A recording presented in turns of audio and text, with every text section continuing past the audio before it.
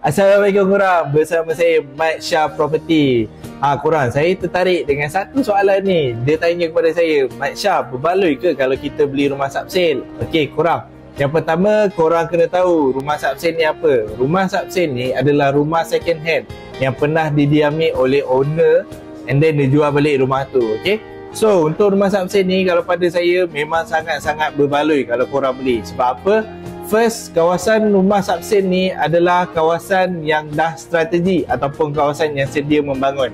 Sebagai contoh, dekat dengan sekolah, dekat dengan masjid, dekat dengan tempat kerja ataupun kawasan industri.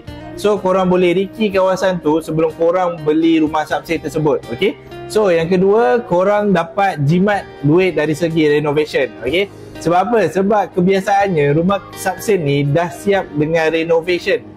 Sebagai contoh, dah siap dengan tabletop, grill, pagar dan sebagainya. Di Vigo Property sendiri, kami jual rumah subsale yang dah siap fully renovation. Okay, so korang dah tak perlu pening-pening fikir kos renovate, and then korang pun boleh dapat terus duduk rumah tu. Okay, so korang kena tahu proses untuk dapat rumah subsale ni tak lama. Proses dia lebih kurang 6 hingga 8 bulan sahaja untuk korang dapat kunci rumah lah. Okay, tu antara kelebihan kalau korang beli rumah subsale. So korang jangan tunggu lama-lama. Kalau korang nak cari rumah pertama, zero deposit, full loan, korang boleh cari Mat Syah. Okay, klik link di bio, tekan WhatsApp sekarang. Assalamualaikum. Nak info hartanah, klik link di bio.